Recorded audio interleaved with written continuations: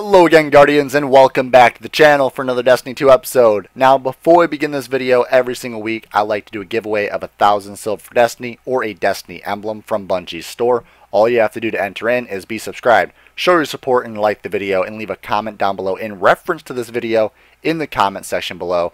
And on top of all of that, I'm giving away 3 copies of Destiny 2 a week before the launch date of Destiny 2 on September 6th, the full game's release. So if you want to win Destiny 2, all you have to do is check the link in the description that will teach you how, and on top of all of that, the details to all the giveaway instructions are on the screen now. Please pause the video, read the instructions, and enter in for the giveaways. Now let's begin the video.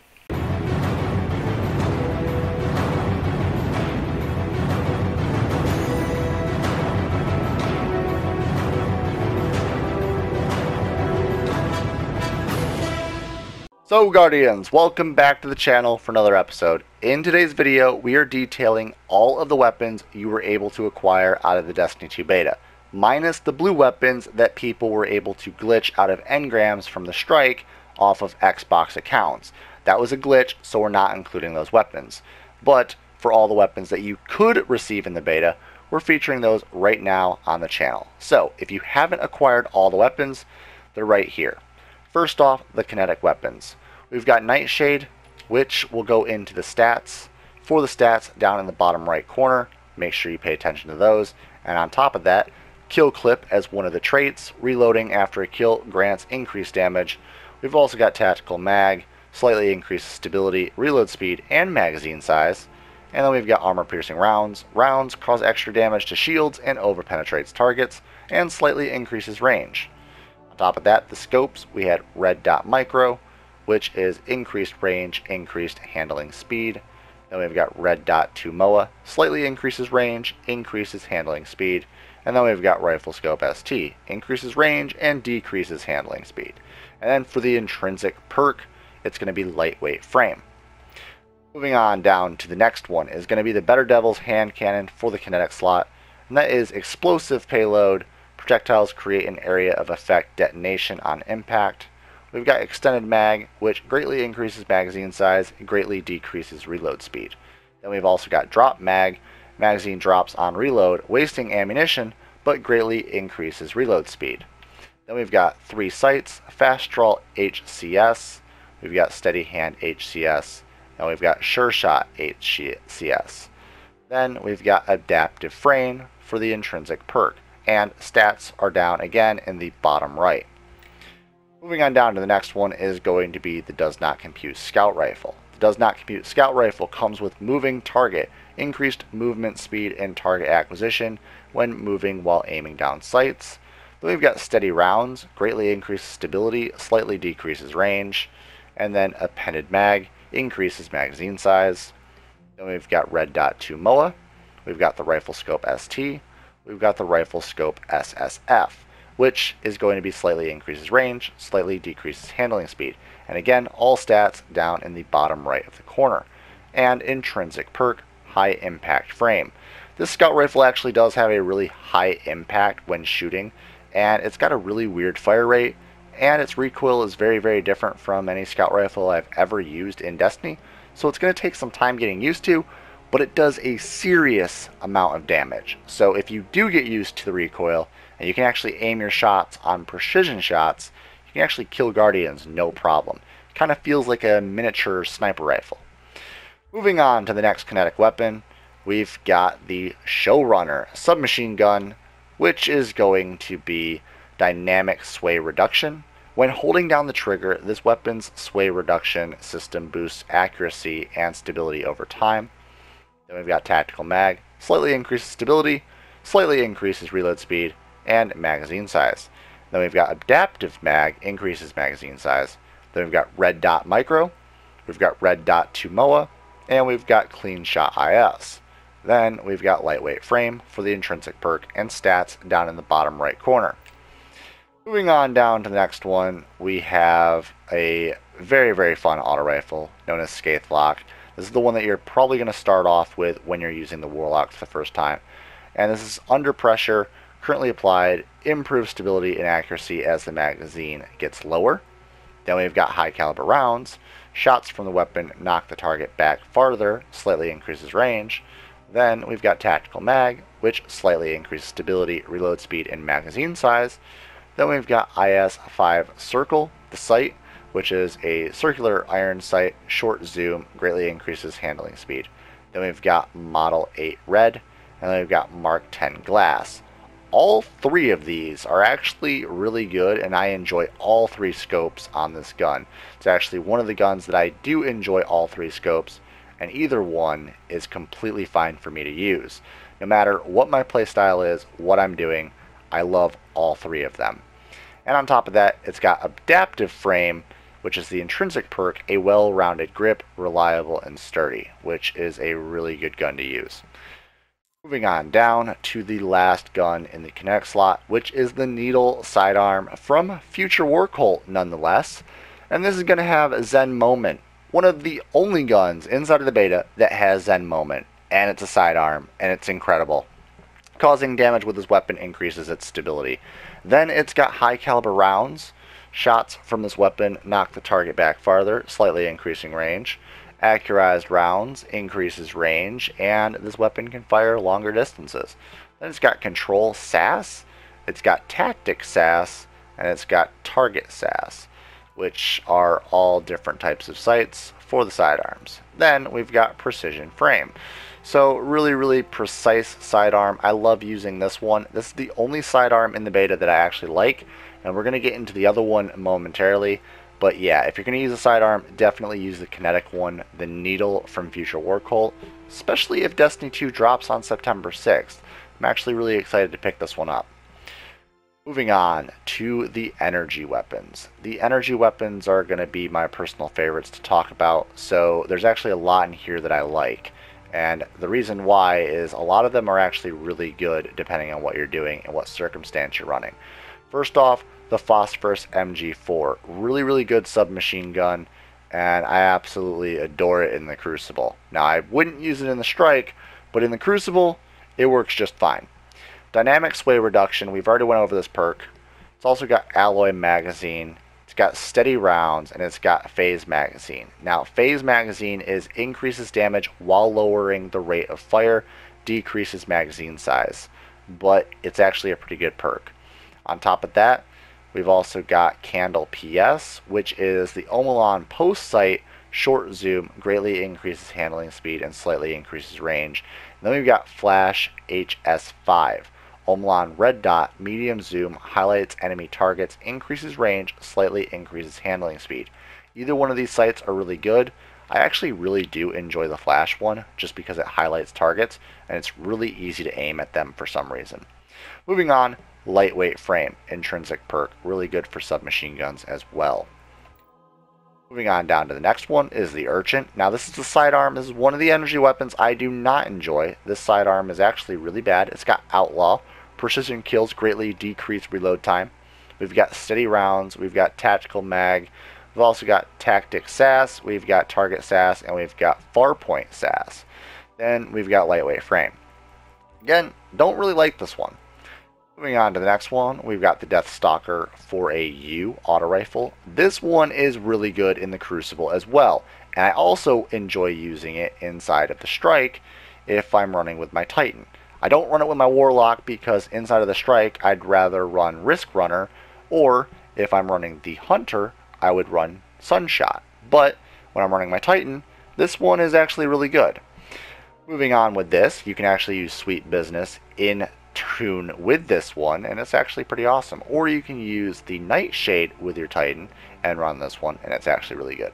Dynamic Sway Reduction, really good on an auto rifle. Then we've got Accurized Rounds, we've got Steady Rounds, we've got Arrowhead Break, we've got Extended Barrel, we've got Fluted Barrel, and then we've got Rapid Fire Frame, which allows this thing to shoot insanely fast, and that's all thanks to it being a viced weapon.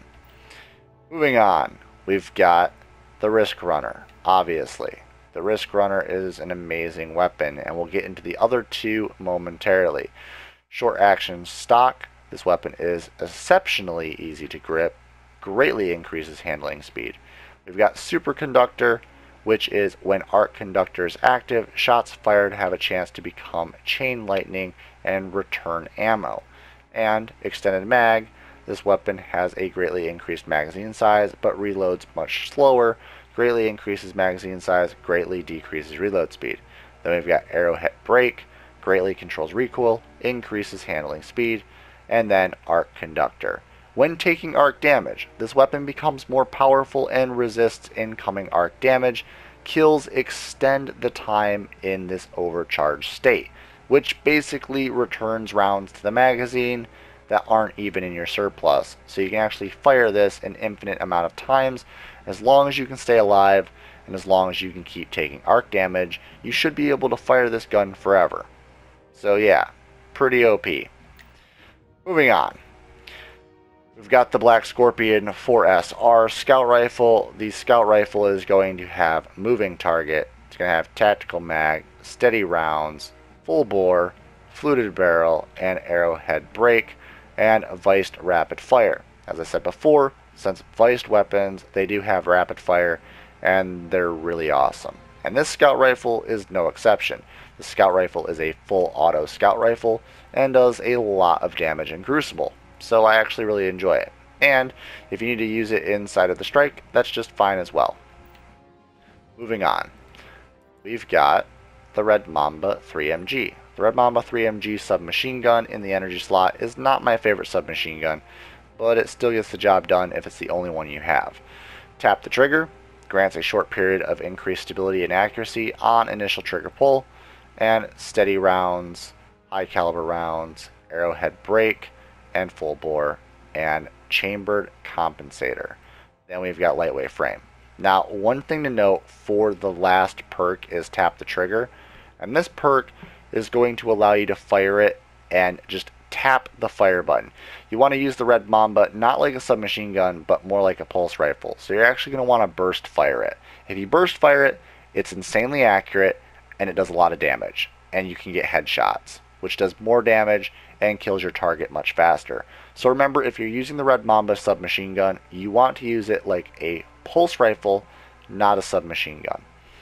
Moving on to the few of the last, and that's going to be the Nergal and the Manute. So the Nergal and the Manute, both of them I love. We're going to start off with the Nergal pulse rifle. The Nergal is full auto trigger system. Holding down the trigger will fire this weapon at full auto. Ricochet rounds. The rounds ricochet off of hard surfaces, increases stability, slightly increases range, and steady rounds. The magazine is optimized for recoil control, greatly increased stability, slightly decreased range, and torch HS3 and flash HS5.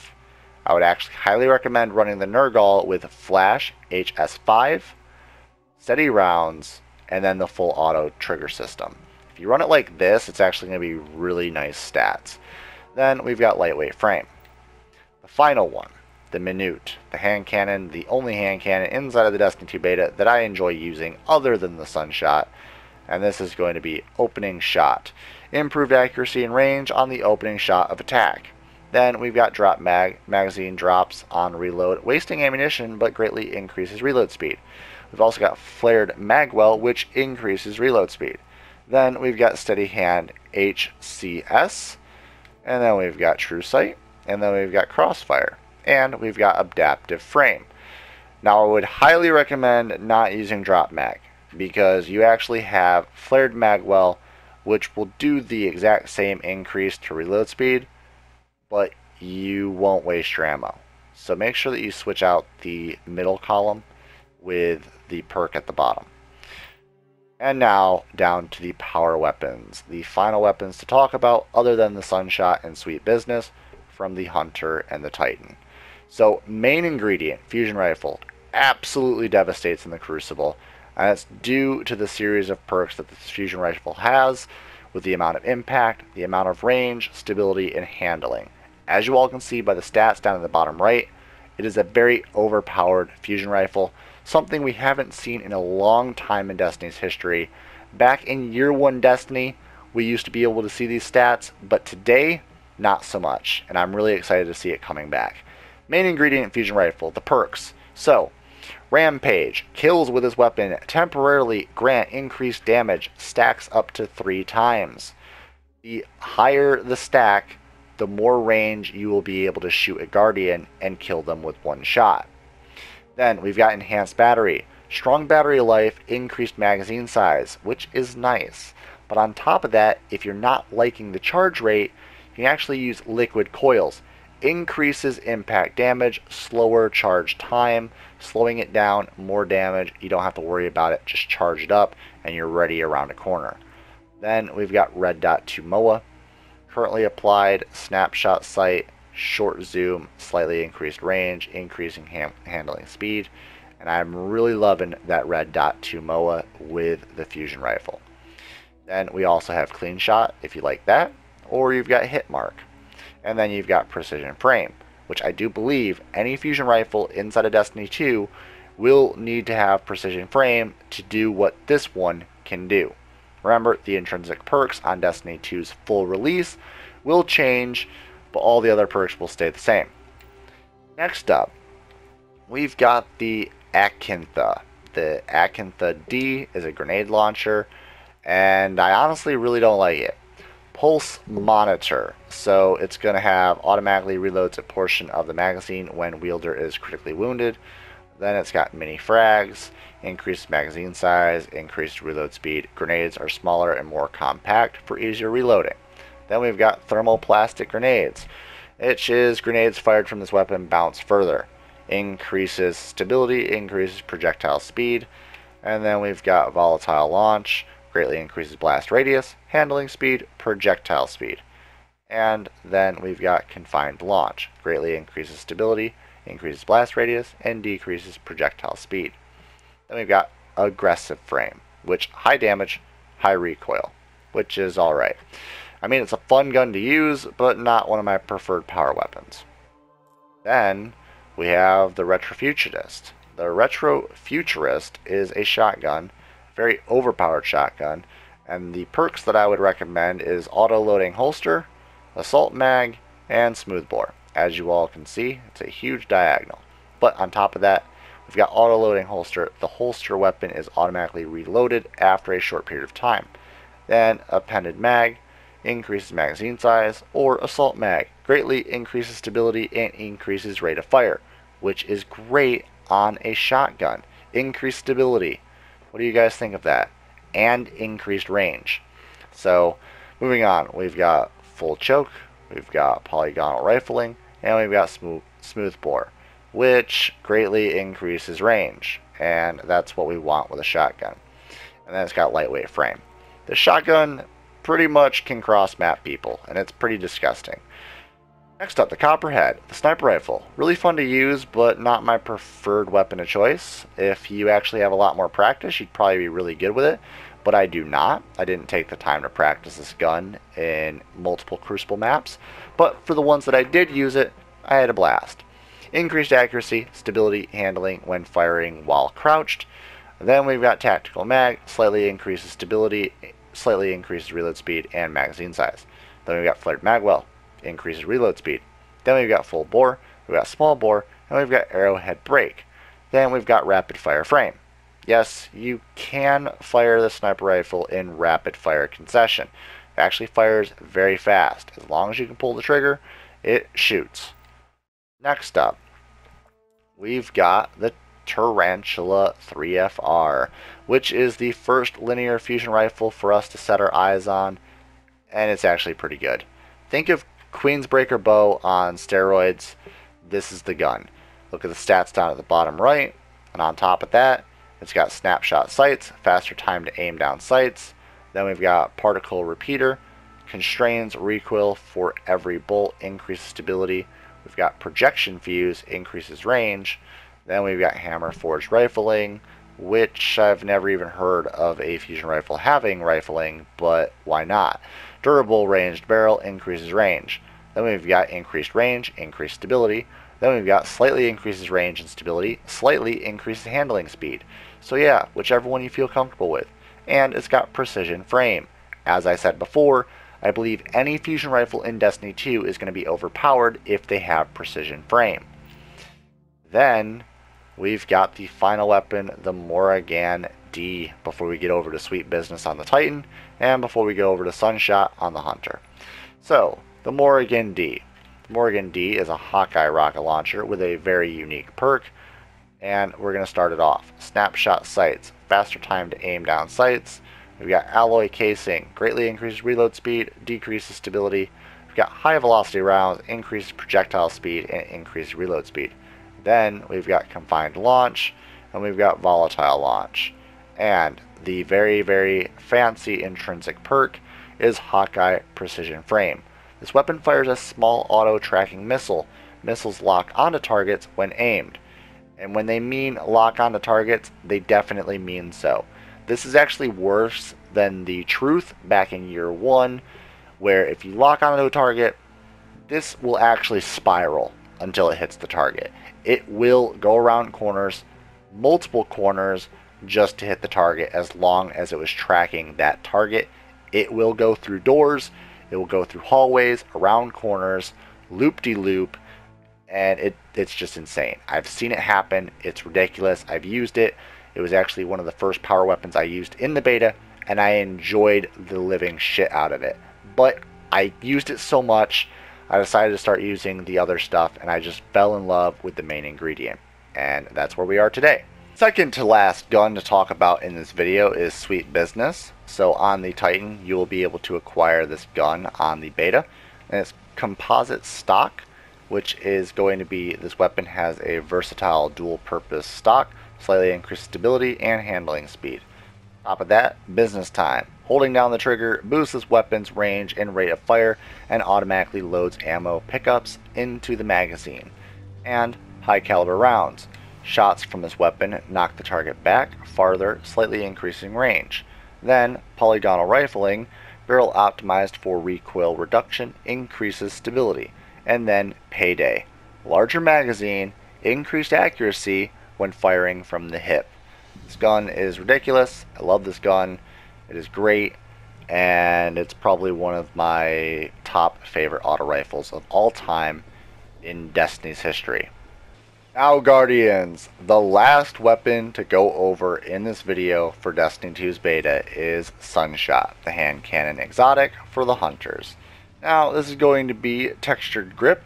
The friction on this weapon's grip is particularly strong, greatly increases handling speed, slightly decreases stability. Then we've got Sunblast. Targets killed with Sunshot explode in solar energy. Then we've got accurized rounds. This weapon can fire longer distances, increased range. And then we've got Chambered Compensator.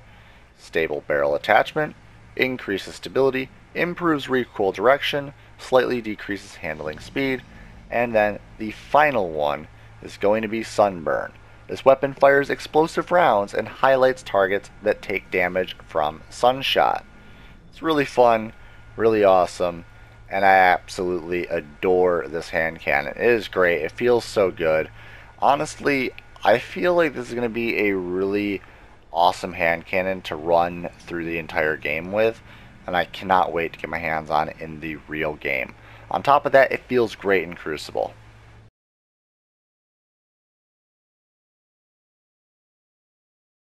Oh, hi. VPG isn't here right now, but I guess you enjoyed the content. So over there is the logo you can click on. That will allow you to subscribe. More content up there, and behind the scenes daily content over here on the vlog channel. There you go. Enjoy!